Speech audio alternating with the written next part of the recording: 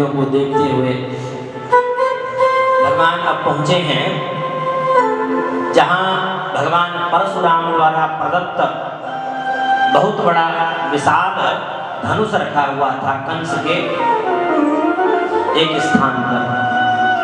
अब भगवान ने कहा कि दाऊ दादा ने धनुष को हाथ लगाए तो देख ले। तो बलराम जी ने कहा अरे लाला ये अपने मामा को घर है, मामा को स्थान है, खूब प्रेम से देखो।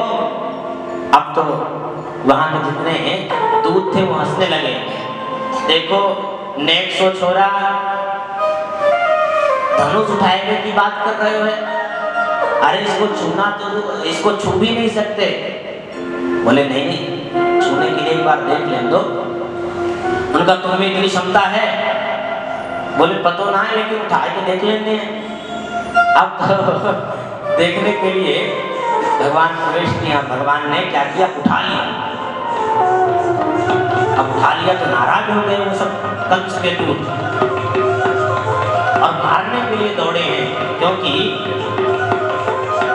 भगवान परशुराम ने कहा था कि कंस जब तक ये धनुष ऐसे ही रहा तब तक तेरा कोई बाल मारना नहीं कर सकता, लेकिन जिसने इस धनुष को तोड़ दिया वो तुझे छोड़ नहीं सकता। आपको क्या हुआ, जैसे उधर दौड़े भगवान ने तोड़ दिया है धनुष को और एक बलराम जी को दिया है, एक स्वयं लिया, चटाचट सबको मारना शुरू किया है, सबका खात्मा कर दिया। कुछ उसमें बचे और भाग गए कंस के पास। अरे प्रभु गजब है ये हो। कहा भैया? बोले अरे जो आपका धनुष था वो तो टूट गया। अब उसको अब समझ गया कंस की अब मैं बचने वाला नहीं हूँ। अब पक्का विश्वास है कि परशुराम जी ने संकेत किया था। अब घबरा गया कंस का। ये इतना बुरा हाल हो गया कि हर काली वस्तु में भगवान ही नजर आ रहे हैं। देखिए ये भी एक भक्त की पहचान है। भगवान कह रहे शत्रुता पूर्वक या तो आप वो करो, भक्ति पूर्वक करो, फिर भी आप हो भक्त ही।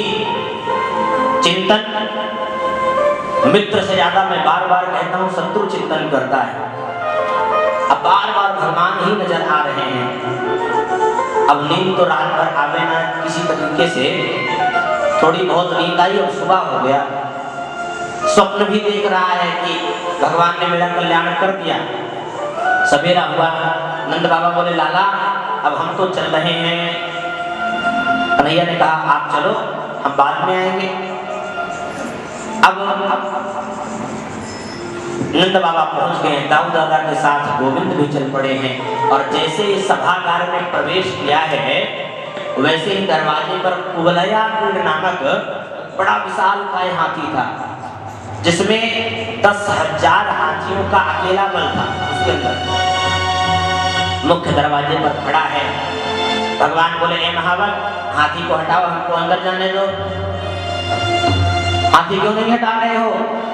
इतने पर जब नहीं सुना तो भगवान ने जोर से डांटा, ए ज्यादा समस्या पैदा करेगा तो यहीं पर तेरा कल्याण करेंगे।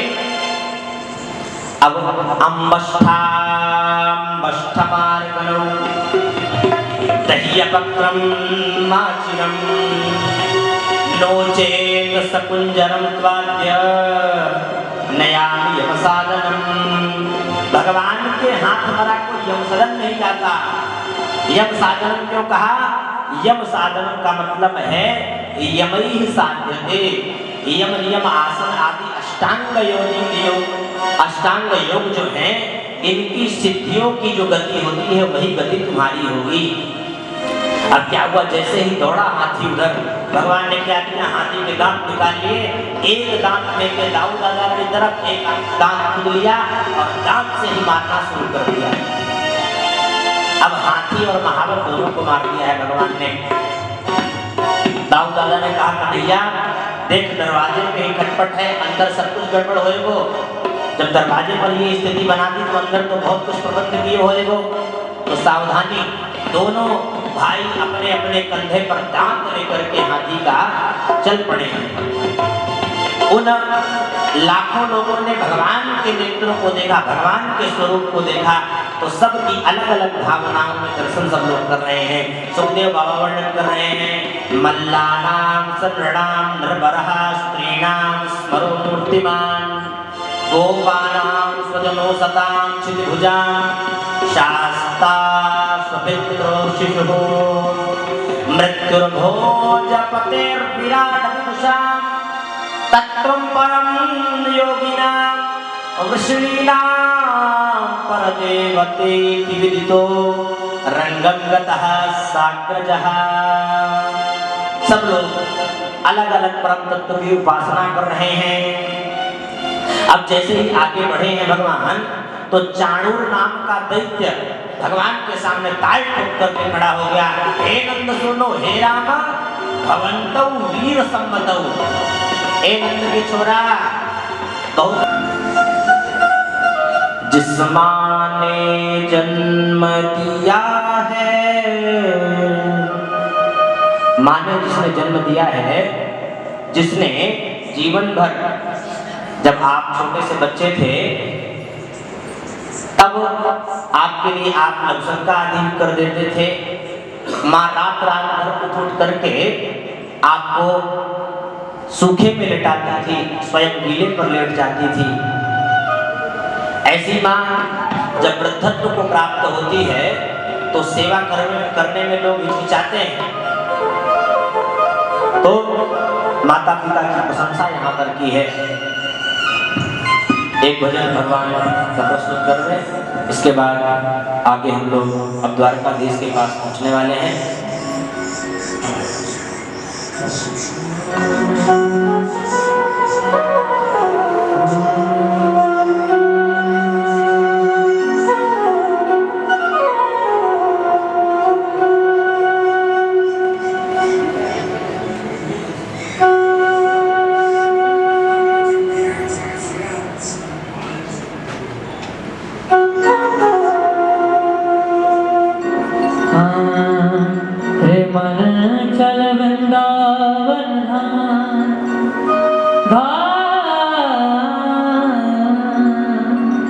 रे मन चल वृंदावन धाम, रटेंगे राधा राधा, हाँ मिलेंगे कुंज बिहारी, ओढ़ कांवर कारी, मिलेंगे कुंज बिहारी, ओढ़ कांवर कारी।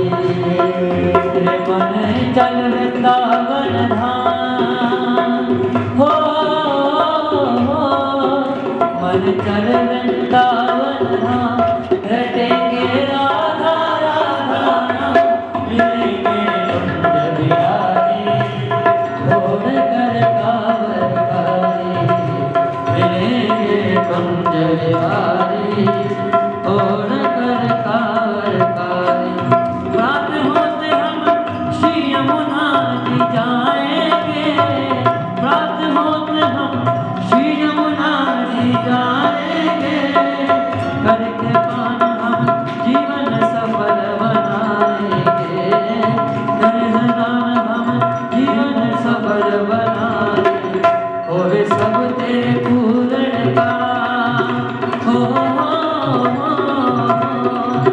होवे सब तेरे पूरण का, रटेंगे प्यारे राधा राधा राधा राधा, मिलेंगे कुंज बिहारी, ओढ़ कर कांवर कारी, मिलेंगे कुंज बिहारी, कर कांवर। हे मन चल वृंदावन धाम, हे मन चल वृंदावन धाम, रटेंगे राधा राधा राधा राधा राधा राधा, मिलेंगे कुंज बिहारी, ओढ़ कर कांवर कारी, मिलेंगे कुंज बिहारी, ओढ़ कर कांवर कारी।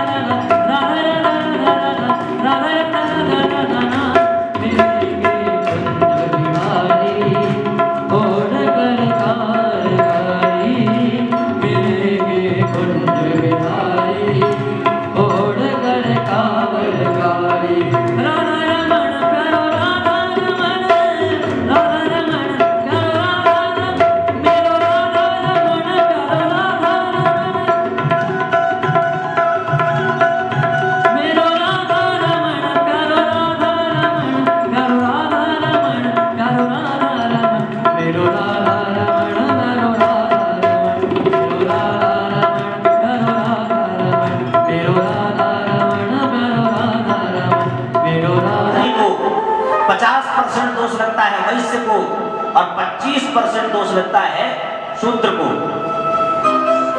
सबसे कम समय में भगवान नाम का आश्रय लेकर के शूद्र तर सकता है। यह वर्ण की मैं बात कर रहा हूं। तो अब बात बता करके तो चले जाते हैं स्त्रियों को ये नहीं करना चाहिए, उनको वो नहीं करना चाहिए।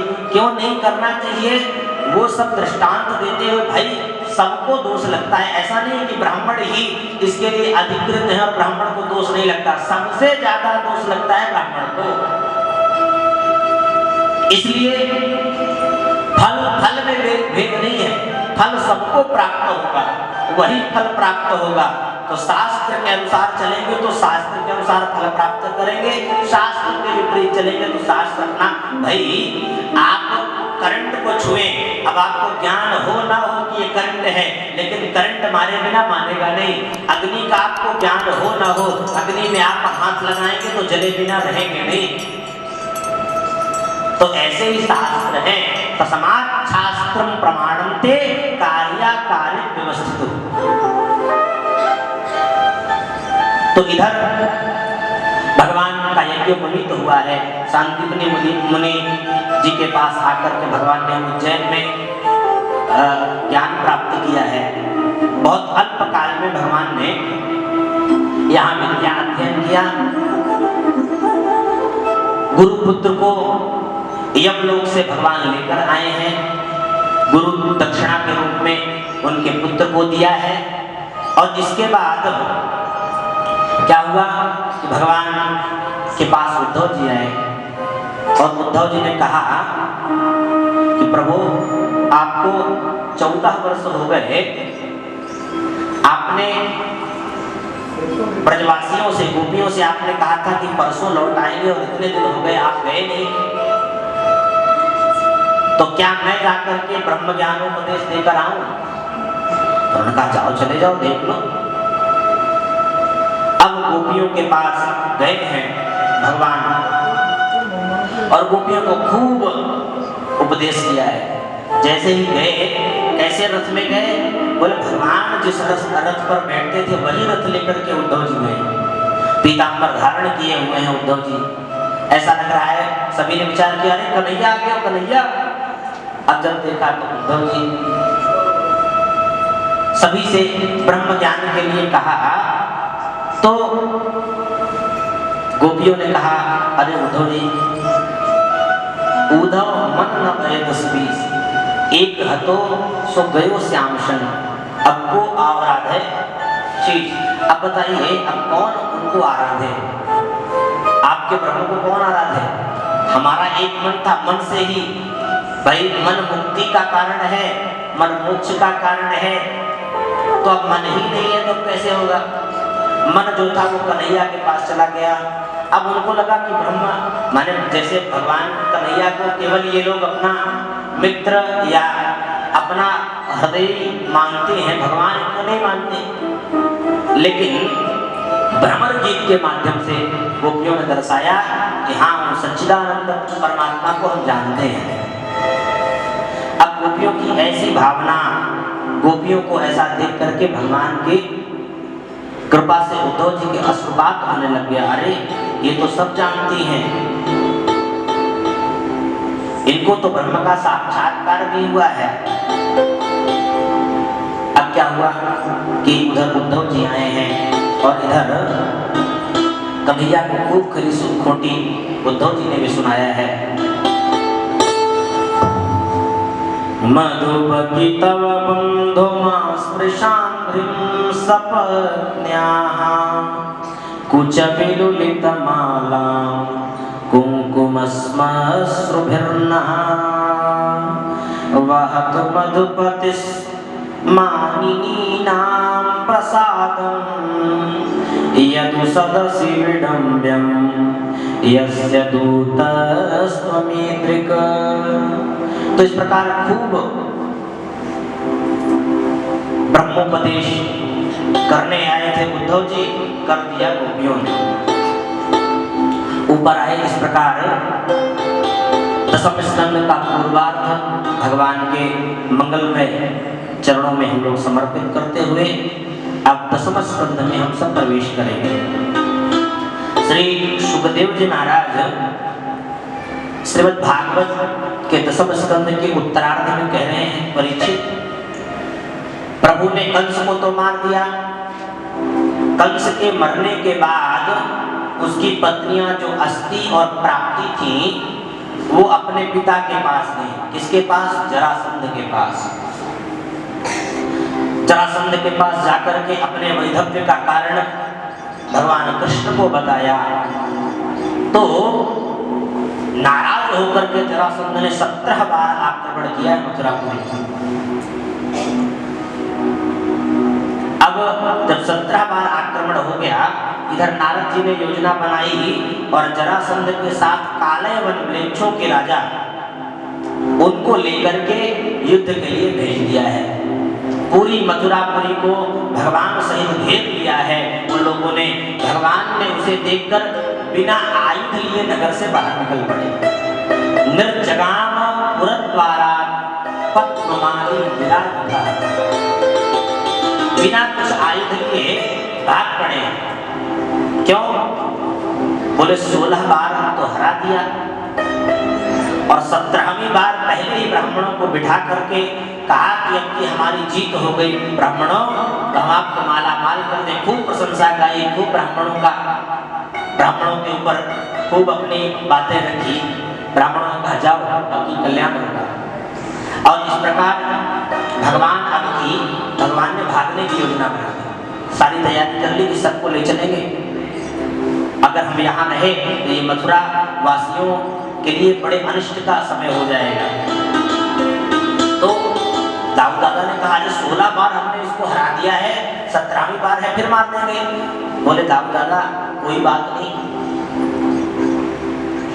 बोले तुमको रण छोड़ कहेंगे, सब रण को छोड़ करके भागे। बोले यार इतने नाम मिले, माखन चोर हमको लोगों ने कहा, किसी ने कुछ कहा, किसी ने कुछ कहा, एक रणछोड़ नाम भी मिल जाएगा तो क्या दिक्कत है। और भगवान रण को छोड़ करके यानी वहां छोड़ करके भगवान ने द्वारिकापुरी एक बनाई है समुद्र के पास। इधर उसको दिखा करके भगवान चढ़ गए हैं एक पहाड़ में। अब वो समझ गया और जरासंध ने आग लगवा दी। भगवान उधर पार करके अपने द्वारका धाम को पहुंच गए। अब इधर द्वारका धाम को पहुंचे, जरासंध को लगा हमने अग्नि से उन सबको जला दिया, मार दिया। प्रसन्नता के मारे भाई हमारी जीत हो गई। अब इसके बाद द्वारकाधीश उधर भगवान बने हैं। बोले द्वारकाधीश भगवान की जय। द्वारका का निर्माण करके भगवान द्वारकाधीश बने हैं। इधर परीक्षित जी ने पूछा भगवान 25 वर्ष की अवस्था में भगवान द्वारकाधीश बने, दाऊद भैया ने असुरों का उद्धार किया है। इधर दाऊद राजा का विवाह रेवती जी से हुआ। रेवत महारानी आई है, दाऊद जी के साथ उनका विवाह हुआ। लेकिन हमने सुना है कि रुक्मिणी मैया का विवाह राक्षसी विधि से हुआ है। ये बड़ी विचित्र बात है। भगवान भीष्मक सुताम रुक्मिणीं रुचिरानना तस्य पंचाभवन पुत्राः कन्यैका च वरानना। उन्होंने कहा हाँ सच बात है। तो बोले बताइए कैसे हुआ। तो बताया श्री सुखदेव जी महाराज ने कि विदर्भ देश के राजा भीष्मक, उनकी एक बेटी थी जिनका नाम है रुक्मिणी। भीष्मक जी के 5 बेटे भी थे, रुक्मी, रुक्मरथ, रुक्मबाहु, रुक्मकेशी तथा रुक्ममाली। 5 भाइयों की इकलौती बहन थी रुक्मिणी। नारद आदि महात्माओं के द्वारा भगवान सच्चिदानंद श्याम सुंदर श्री कृष्णचंद्र जी का बड़ा नाम सुन रखा था और मन ही मन उनको ही अपना पति मान लिया। अब भीष्मक जी ने भी एक दिन अपने पुत्रों से कहा कि पुत्रों तुम लोग अब बड़े हो गए हो, तुमको सब पता है मेरे मन में ये है कि रुक्मिणी अब युवती बड़ी हो गई है तो इसका विवाह करना है, और मेरे मन में तो कृष्णचंद्र जैसा कोई और नहीं लग रहा है। अंतःपुर में लेकर गए हैं भगवान श्री कृष्ण, और भगवान ने स्नान आदि कराया है, सुंदर वस्त्र भी दिया है, और उसके बाद भोजन कराया। तो भुक्तवंतम विश्रांतम उपगम्य सताम गतिः, भोजन आदि से निवृत्त करा करके जब ब्राह्मण देवता विश्राम करने लगे तो चरण दबाते हुए भगवान ने पूछ लिया, पंडित जी महाराज अब बताइए, कच्चिद द्विज वर श्रेष्ठ धर्मस्ते वृद्ध सम्मतः। ब्राह्मण देवता सब ठीक ठाक तो है, आपकी संध्या वंदन आदि में कोई समस्या तो नहीं? तो उन्होंने कहा नहीं नहीं अभी कोई समस्या नहीं है। तो बोले किसी विशेष कार्य से आए हैं? बोले हाँ, सर्वं नो गुह्यं चेतकिं कार्यकर्मते। अच्छा बताइए कौन सा गोपनीय कार्य है जिससे आप आए हैं? पंडित जी ने तुरंत रुक्मिणी जी का पत्र निकाल करके भगवान के हाथ में थमा दिया। प्रभु ये लो। भगवान बोले आप ही पढ़कर सुना दो। बोले नहीं नहीं ये गुप्त पत्र है। बोले अरे आप ब्राह्मणों से कुछ छुपा थोड़ी नहीं है, आप पढ़ करके सुनाओ। अब रुक्मिणी जी ने पत्र जो लिखा है उसको सुनाने लग गए हैं ब्राह्मण देवता।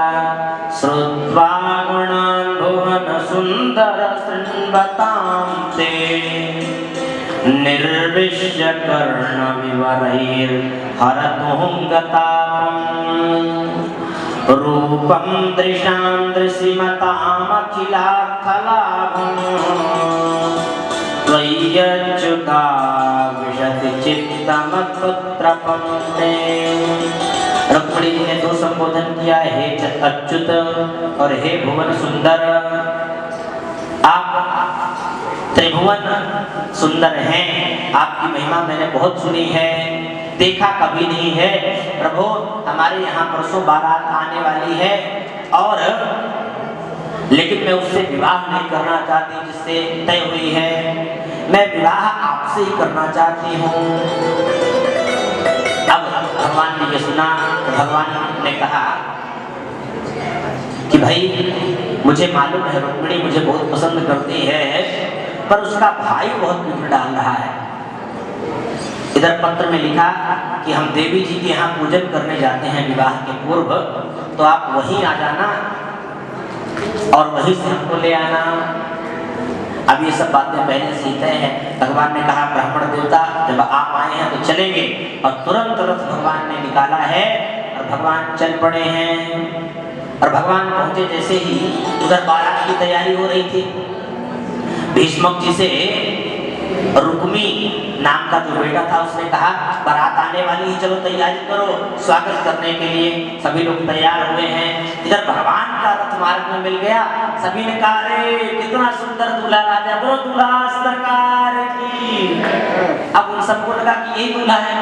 बोले अरे हमारी रुक्मिणी तो भाग्य खुल गए, इतना सुंदर दूल्हा। और जो भी उसका सामान था वो तोड़ तोड़ कर वही रख दिए। अब जो भीष्मक जी थे उन्होंने कहा नहीं नहीं समझाने का प्रयास कर रहे हैं, ये नहीं है ये नहीं है। लेकिन अब उस समय तो सभी भीड़ में जब एक शब्द किसी ने बोला तो सभी ने वही बोल दिया। अब जैसे ही सुना कि ये नहीं है तो सभी ने विचार किया और कहा प्रभु अगर विवाह हो तो इन्हीं के साथ हो। सभी ने ऐसी प्रार्थना की। कृष्ण कन्हैया का भीष्मक जी ने स्वागत किया है। जब रथ निकला तो उस समय दाऊद दादा सावधान हो गए कि इतने रात में कन्हैया कहाँ जा रहे हैं रथ लेकर के। समझ गए कुछ न कोई काम होने वाला है। तो दाऊद दादा बोले चलो भाई बाराती बन करके तैयार हो जाओ सब लोग।